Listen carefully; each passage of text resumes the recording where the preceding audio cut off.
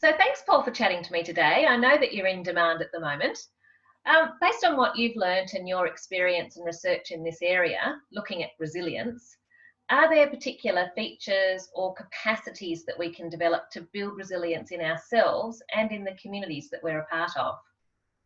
Yeah, there are. I mean, there's lots of things we can do at the personal level. So we know there's a lot of skills you can develop, and they are skills that you can learn around developing resilience at the personal level. So things like being able to anticipate what might happen in the future. So that just is a skill to think about the future differently. There's skills around the ability to kind of put things in context that you can have at your personal scale. But then if we move up to the community level, there's things that the community can do together to build their resilience as well. And so we always try to talk about those different levels that people should think about their personal level, but they should think about the community level. And at the community level, it's things like having strong networks. We know that that's almost the cornerstone. If nothing else, building strong connection and networks is a really fundamental thing that people can do to build resilience. We know developing leadership skills are important. We know having some abilities to organise and self-organise, so you can have a network of people, but they also need to be able to get organised. And some communities seem to naturally have that capacity. It's usually driven by a few people, key individuals. Other communities struggle to do that. And so that's, again, it's a capacity or a skill that can be developed and built. So even though there's lots of stresses, lots of challenges on communities, there are things that communities can do, and there are skills that they can deliberately work on in the good times so that they're ready for those times when the community comes under stress. So when you think of resilience for yourself and in your life, what are some of the things that you do personally to make you more resilient and your family more resilient to the ups and downs? Yeah, I mean, there's sort of some practical things that you can do. You know, we know there's things like have insurance. You know, that's a kind of, it seems a no-brainer, but actually having insurance, and I mean formal insurance, but also have other forms of insurance too, having a backup plan for things, so when things go wrong. Being open to new ideas, so and not narrowing down your focus. So often in work or in life, we tend to narrow down our focus and sort of get very focused on things, but actually being open to information and ideas from outside. So looking in other spheres. So you might learn something from looking at the health sector. You might learn. I love listening to. I love sport, but I love listening to the kind of sport philosophy, for example. And I've learned a lot that I apply in my work, and from listening to sporting coaches. And I know that sounds ridiculous, but people who, sporting coaches, leaders who work with people and organisations when they're under stress, they know a lot about resilience. And so there's this kind of goldmine there of looking at how do people get the best out of their situation or their organisation, whether that's a sporting organisation or a bank or a catchment authority or whatever. And so I tend to be open to looking for ideas and scavenging, and I'm not too proud to kind of scavenge, around things and hunt through and sort through the rubbish, because you can actually find some good ideas from other areas that you might not anticipate. And that includes listening to people. And I'm working hard at trying to listen better, because you can get so much information, and that could be listening to someone that's got, years of experience, but it could also be listening to my own kids and their messages back about things, or their feedback about something, and those types of things. So yeah, there's lots of little strategies. Having said that, there's times when, like in the systems work we do in our own personal life, we exceed that resilience capacity. And then you have to have the ability to recognise that and to say, I'm outside of my capacity here to cope, or I'm past the limit of, where I can kind of absorb this. What am I going to do? What are my strategies now? And having those in the back of your mind too. It's like, okay, whether that's getting up and going for a walk and enjoying nature or something like that, or whether it's saying, no, I'm not going to do that work, or I'm not going to do that travel trip or whatever, but knowing when to kind of bring things in and shut it down a bit. So there's sort of things, and I get those wrong a lot, getting that balance, but I'm getting better and learning over time about how to balance those different kind of aspects of resilience in our personal and work life. Yeah, I actually relate to the sports analogy, because my son has done tennis since he was very young, and his coach is a lovely man, Dan, and he is so calm. But Yeah. what he actually encourages Finn to do, and I'm now taking tennis lessons as well, is to reflect on what just happened.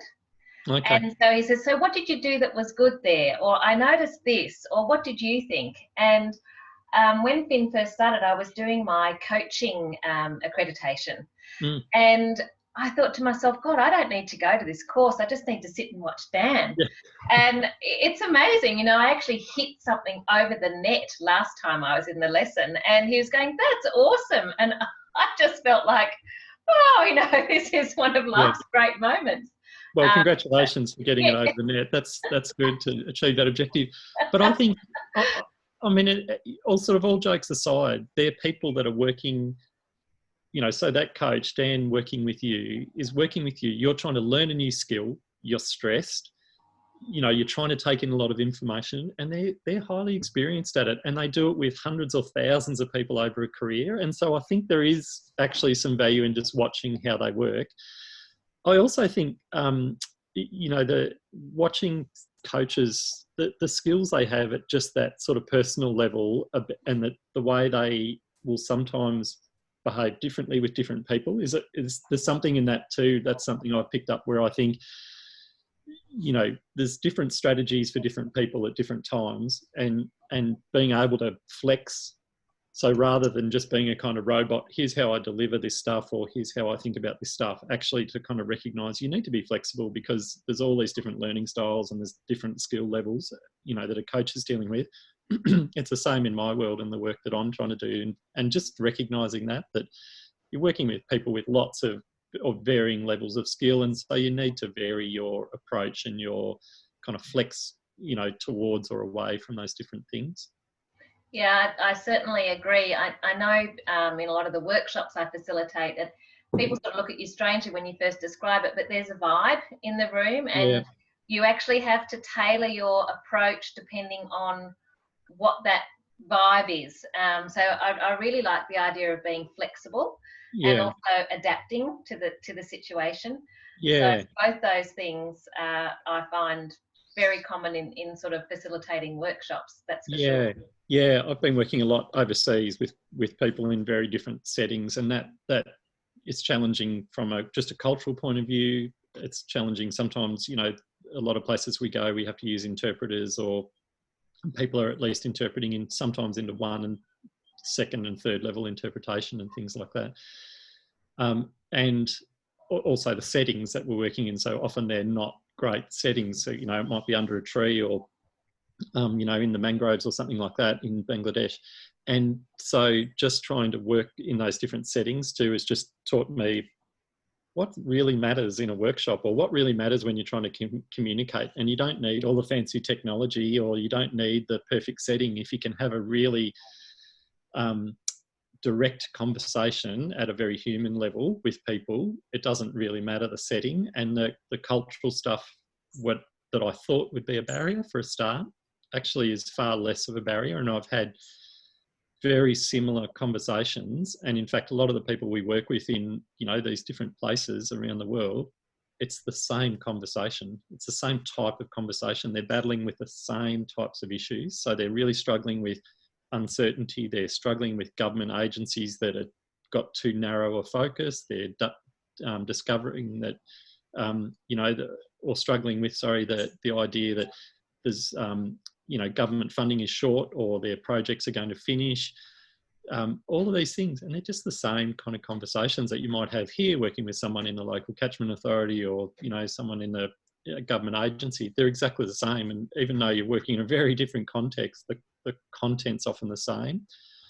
So that's been really good for me to realise that it's like these are things that are happening all around the world at the same time. It's not just me, or it's not just this organisation, or this agency or community that's struggling. These are the same challenges that people are having all around the world, and all of us are experiencing the same thing. And I think that's what COVID's been, I think, interesting in that even just being in contact with colleagues in different places all around the world over the last few months is we're just talking about we're all having the same experience. And that's a pretty rare thing. It doesn't matter whether you're in, you know, a sort of developing country or an overdeveloped country like ours, that we're all having one common experience. That's a pretty rare thing for humanity. So there's some opportunities, I think, for that shared experience, to build off that shared experience going forward.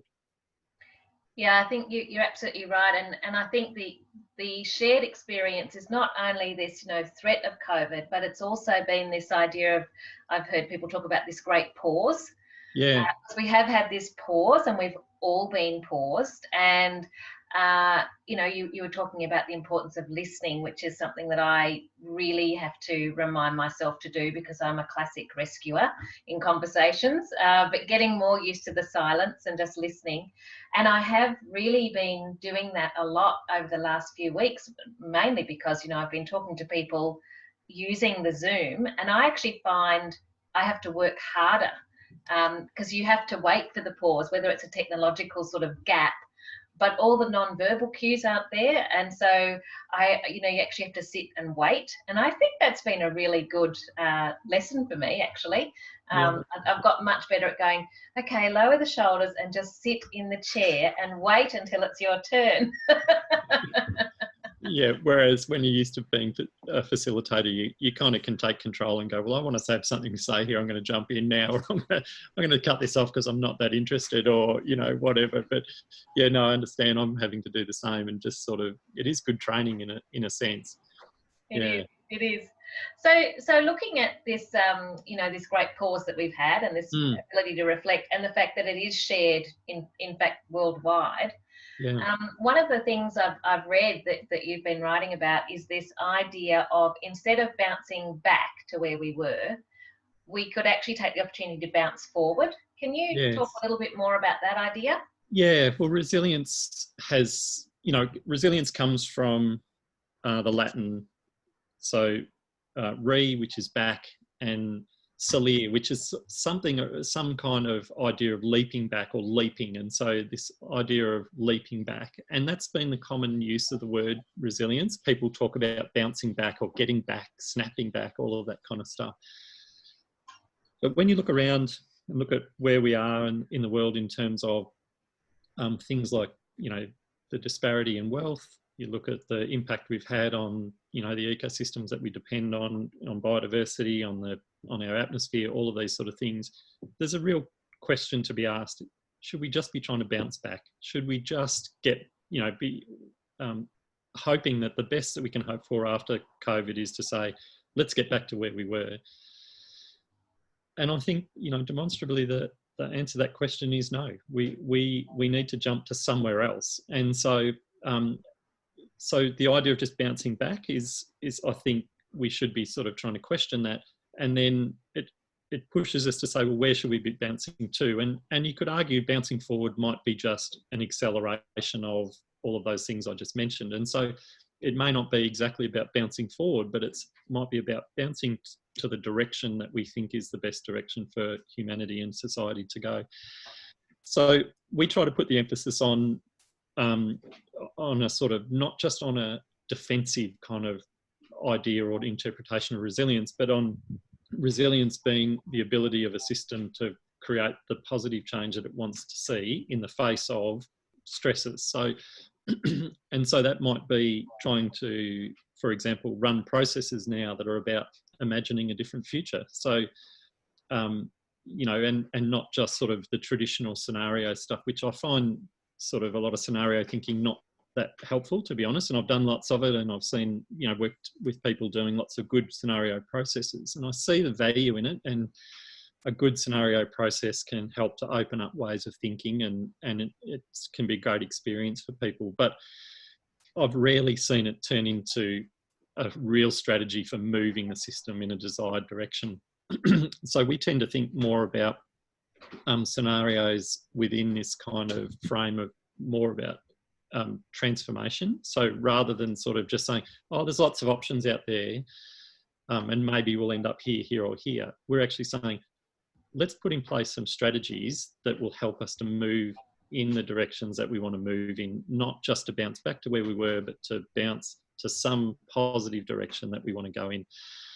So they're things like lots of experiments. So, you know, small scale experiments to see what works. And that can be testing a really simple idea. You know, it might be, so instead of having a project that just does one approach, you might say, let's split it into 3 smaller sub-projects that use slightly different approaches to that, you know, problem, and just test which one works, and then take the one that works and say, okay, now the next little step is let's try and scale that up and see, does it work at the next scale up or the next scale out, that type of thing. And so getting more deliberate about experimenting and testing and sort of probing the system, if you like, working out, you know, how can we change this thing? Let's try this, let's try that.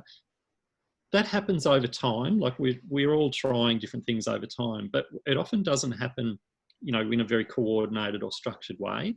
So you're relying on kind of luck, really. Lots of people trying different things, and you hope you stumble across something, and that you hope that you hear about it via the web or via your own network.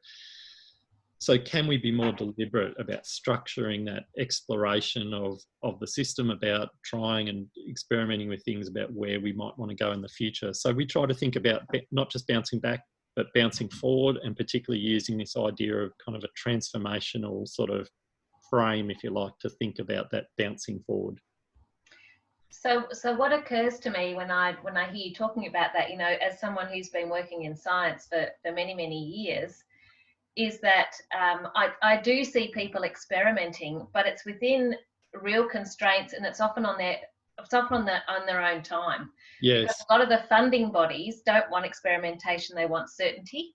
And I think you're absolutely right. I know that I was talking to someone recently who was talking about, you know, oh, we'll communicate by using, you know, these particular groups, and we'll develop the strategy and let them take it. And I said, you know, this hasn't worked for the last 20 years.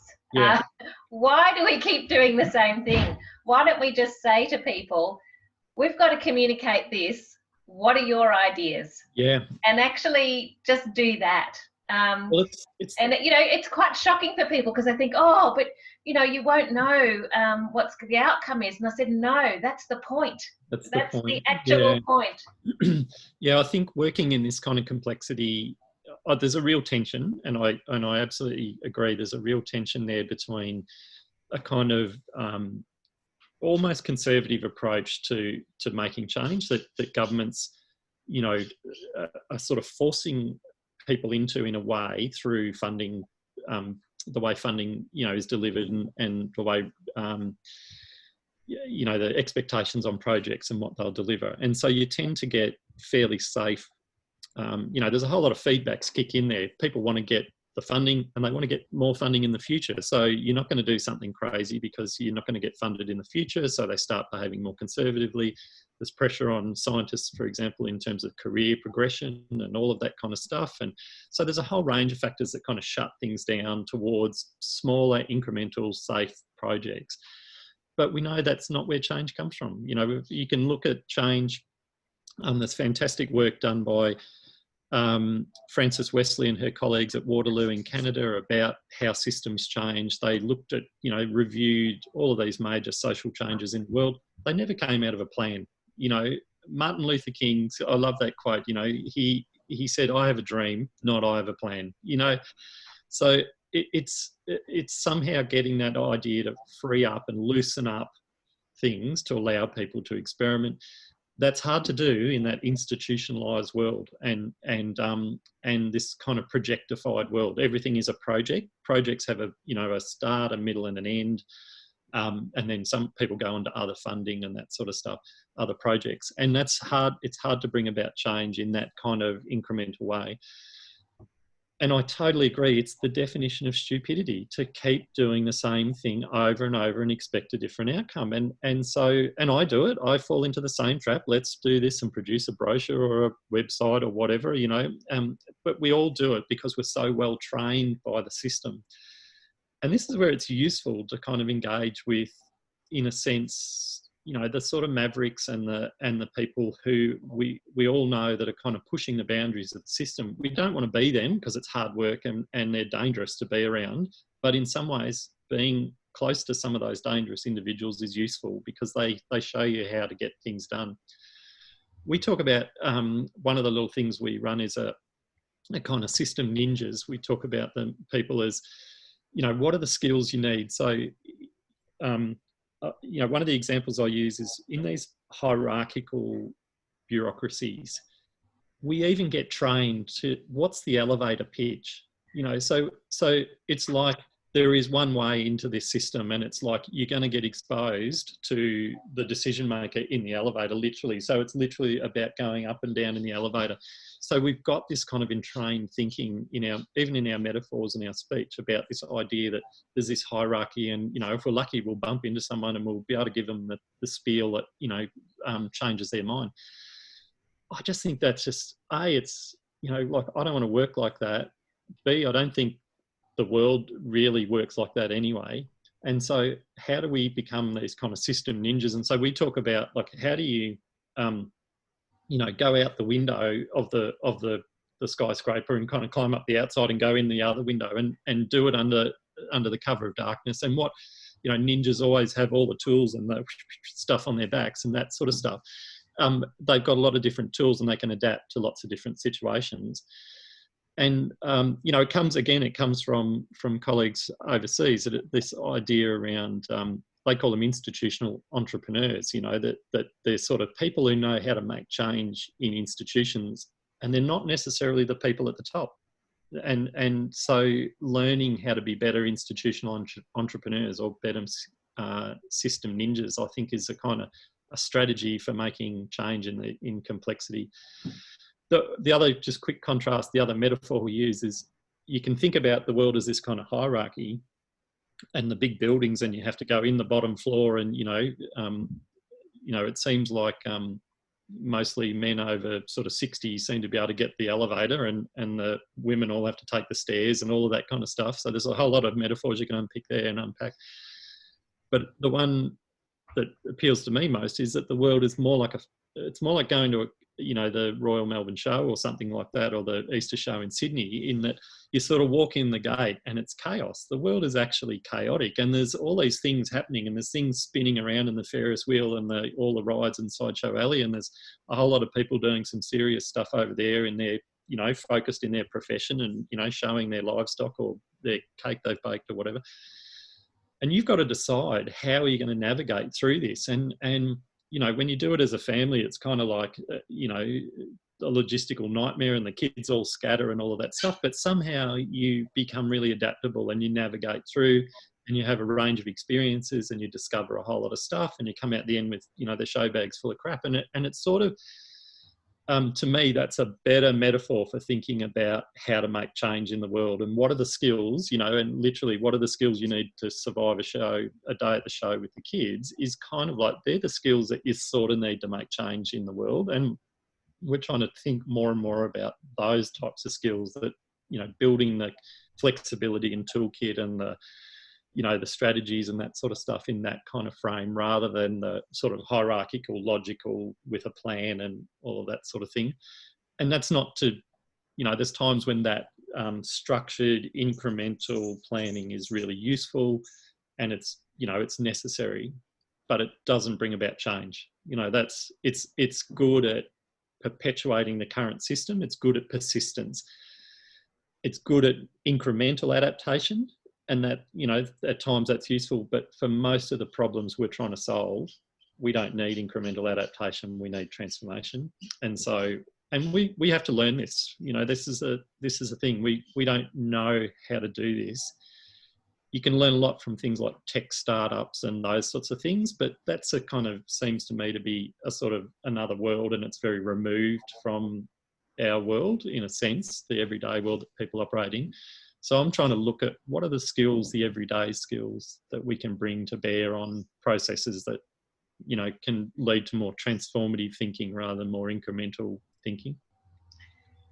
I'm really interested in the transformation word, because I'm looking at some psychotherapy work at the moment, and there are particular stages where someone going through therapy, you might reach a point which is called transformational affect. Oh, And right. at this point in your therapy or in the process, you actually start to feel quite scared and excited at the same time, because you're actually challenging a way of thinking or a way of experiencing the world that is all based on legacy. Yes. And you know, it can be post-traumatic stress disorder, it can be a whole range of things, but it's legacy that just sits in your brain and gets triggered over and over again. And that when you reach transformational affect, it's not quite nirvana or anything, Yeah. but it's when those new neurons actually start to grow and go, actually, I could think about this differently, and it feels quite scary. So I know for myself, you know, having gone out and set up my own business and not gone down a much safer route, Yeah. at times I've felt quite worried. Mm. But I find I'm able to soothe myself with a bit of that process. I'm really good at report writing, and I'll have a day in the office and I won't do anything too scary. And that gives me enough time to then go out and do something a bit more outrageous. So I Yes. quite like the idea of being able to get a little bit of comfort and then going back out again. It's exhausting. Being out on the edge is exhausting. And that's what I mean about those kind of dangerous people. You know, you sort of know them from your personal life or from your work life, or we can see them around us in society. They're exhausting. You know, they're exhausting to be around, and they're dangerous. They stuff things up. They create, there's a lot of collateral damage around them. But so, and I don't want to be them, because I think that wouldn't be a great way to live. And I don't think it's a very great way to, you know, pay a mortgage and all of that kind of stuff. But we can learn a lot from how they work, and it's good to be a little bit of a dangerous person sometimes, I think, just to push out to the edge. And you learn a lot about yourself, obviously. So you learn, you know, an enormous amount about yourself, but you can also learn a lot about the system, and you learn where the system starts to push back. And you know, I see this in workshops all the time, and we talked about it earlier, particularly when you're dealing with agency people, where they sort of say, oh, I'm not sure that the minister would like that, or I'm not sure that, you know, or we haven't done this before. And it's like, well, how is change going to happen if we keep staying within those safe boundaries? If we don't get to the edge, you know, we never actually find out how the system works. And so you need a bit of danger and a bit of adrenaline, you know, to walk on the edge a little bit, so you can at least see what it looks like where you fall off, and you know what skills you need, and you're learning all the time when you're out there on that edge. But you can't stay out there forever, you know, because you will fall over if you're not careful. And so coming back to the safe ground and then you can take a deep breath and go, that's where you can do the reflection, and where you can do the kind of, you know, like you say, the sort of integration and the kind of consolidation of things in your mind as well, and go, well, that was a good experience. I learned a lot.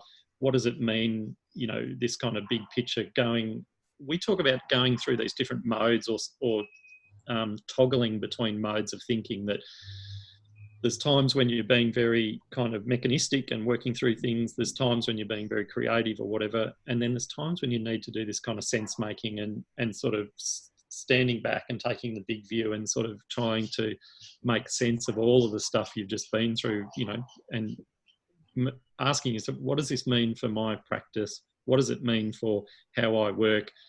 And what does it tell me about the world? You know, what have I learned about the world and how the world is organised that might help me in the future? And it takes a bit of discipline to do that, because we're all running so much. So actually, you know, taking the time to say, yeah, I will spend time just not working, to give yourself time to actually do that reflection. And it might be just walking, or it might be just being in the shower, or going for a bike ride, or sitting and staring at the wall. But whatever it is, you need enough stillness to allow your brain to do the kind of regurgitation and the, you know, the sort of, like you say, the new neurons, the bits in your brain kind of going, you know, finding each other, these little snippets of information in your brain kind of finding each other and going, hey, we're relevant to each other, let's join up. And then you've suddenly got a new little structure there. And yeah, it's interesting watching and feeling that work. actually happen in your brain. If you can allow yourself enough stillness, it does happen. It's quite amazing, really, when you think about it. You learn a lot. If you just actually learn about how your brain worked, you could learn a bloody lot about the world and how to work in the world just by working out how your own brain works. Yeah, and look, just going back to my tennis coach, a few weeks ago, I did do a good shot, and I said to him, "You realise that this is all about neuroplasticity?" And he went, "What?" What? And I said, "You need to put this forward as you know, for people like me in their 50s learning something new, because my brain, can you see the smoke going out my ears because I'm learning all these new skills at the same time." So he's going to start throwing neuroplasticity into his, you know, list of benefits from doing tennis. Yeah, one of my daughters was having some trouble just with some sort of coordination, but it was also coming through in schoolwork. And we went to see an optometrist and, got her eyes tested, and he started doing just some sort of, work with her about her coordination and things like that. And it was fascinating to watch. He literally would say, they were quite challenging sort of tasks that he was setting her. Like they were both visually challenging, but also cognitively challenging. And sometimes he would grab her hand and he would be asking her to do things like, it started off simple things like, the word red is written in letters, but it's coloured blue and things like that. And so he would be saying, okay, I want you to touch the red or the red blue or whatever. And so there was a lot of translation having to go on. And he would be getting her to do that with, a small, like a little stick or something like that. So there was a number of things going on. There's a number of physical, micro, kind of fine motor skill stuff, but there's a lot of cognitive processing, left and right processing sort of stuff going on. And sometimes he would grab her hand and he would just do it 3 or 4 times with her. This is what I want you to do. This is how I want you to do it. And I can still remember, this is, sort of 10 or 12 years ago, and I can still remember he just quickly turned around. He said, okay, this is how I want you to do it, holding her hand. Then he said, okay, now you do it. I want you to touch this one, and whatever it was, the black one that was coloured white or vice versa. And she did it. And he just turned around and shot me a look and he said, we just built some neurons. And it was really exciting, it was really exciting. And he said, and I talked to him afterwards, I said, really, is that? And he said, absolutely, that's it. You just saw it happen. And she could do it. After that, she could do it. And he said, we've just fired and wired a couple of little bits together in the brain. I think there's a lot to be learned from that about, we can do this stuff. You can learn some skills. One thing in COVID, I've learned to juggle. I just decided I've always wanted to juggle, and, my kids got some juggling balls for Christmas or something, and they're just sitting on the table. I thought, I've got some time. I'm not spending hours in the car or on the plane, whatever. I've got some time. I'll learn to juggle. I did it. And I was fascinated because I thought, I haven't actually learnt a skill in a long time, like a physical skill, since I played sport when I was a kid. I thought, you can actually do this stuff. You're not too old to learn. And it was just the old basic thing. Break it down into a set of steps, learn each of those individual steps, put them together and practice. That was it. And so, now it's like I can juggle. And it's like, it didn't take that long, to be honest. So if you're looking for something to do in COVID lockdown, juggling. Good for the brain. Hot tip for COVID is to actually get some juggling rules. Hot tip. Yeah. Impress your friends. Yeah, it's good. Well, as we sort of come to the end of this lovely conversation, actually, what things have you learnt from COVID in the context of what do you want to keep in an effort to sort of bounce forward? Yeah, I'm not going back to working the way I worked before. So the last 15 years or so, I've just, run myself ragged trying to do 1,000 things. And the travel and the wear and tear physically, mentally, emotionally, and on my family and all of that stuff. And you just realise I don't have to work like that. And so I'm using the reset to kind of say, this is how I want to work.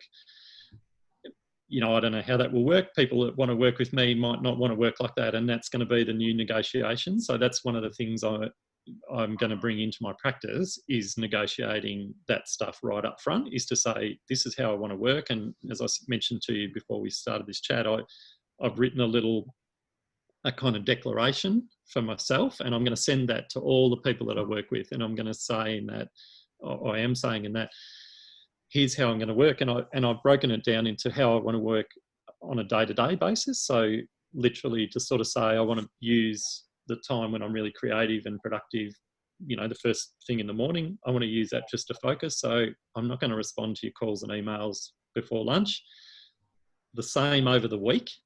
So the start of the week, I'm more productive and creative earlier in the week, and later in the week I can get a bit more looser, sort of, if you like. And the same over a month. So I'm going to say I'm going to travel more towards the end of months rather than early in the month. And so I'm going to try to have this kind of fractal, sort of idea that from a sort of daily level to a weekly level to a monthly level, that this is when I'm going to try to the way I'm going to organise the way I work. It's an experiment. I don't know if that's going to work, but that's what I want to try to do. And so I'm going to send that little declaration to everyone that I work with and say, and every new person I work with, and say, here's how I want to work. And what I'm hoping from that, two things. One is that they'll work with me on that, and I hope that they'll help me to achieve that. But I hope it also inspires them to do the same thing and to sort of go, yeah, okay, I might do it in my own life, or at least in this project or this work with you. This is how we will work together on this, or whatever. I don't know. We'll see. Well, let's make a commitment to get back together in a few months, and you can tell us how it goes, because I'm struck by how much it resonates with my own sort of thinking about what I want to get out of COVID. Totally acknowledging that because I've been able to continue work, it hasn't had a huge financial impact on me. Yeah. But certainly questioning the amount of travelling, and I'm the same as you. I work much better in the mornings than the afternoons. And so actually having the resolve not to check all the emails until lunchtime, wow, that would be a big one for me. I'll have to let you know how I go on that one. Well, I've worked out, I'm just going to, I'm going to put it on my email. I'm going to send this little declaration to people, and then I literally am just going to turn off my phone and my email. There's nothing that I do that is life-threatening. If people can't get in contact in 3 hours, the world is not going to stop. And in fact, if they don't get in contact in 3 days, the world's not going to stop. So for most things, I feel quite confident that I can say, that's, and I've actually been trialing it over the last few weeks. It's made a huge difference already. It really has. And even telling myself that this is the time when I'm creative and productive has made me more creative and productive. Like, it's sort of just priming myself to kind of behave in a certain way. So yeah, I'll see. Hopefully I can keep it running. I'm not sure. It's a bit like, I'm worried that these things are a bit like New Year's resolutions, that it's sort of like post-COVID resolutions. But that's why I'm kind of writing this down as a declaration, and I'm going to make it myself, send it to everyone that I work with, just so that then people are going to ask me about it, and I'm going to, force myself to check in on myself. Am I still doing this? And other people are going to check in on me doing it. So we'll see. It's an experiment. Well, make sure you send me the declaration, and I will give you a phone call in the afternoon towards the end of the week. In a few months' time. Right. Excellent. Thanks so much, Paul. Great to chat to you too. Okay. Bye.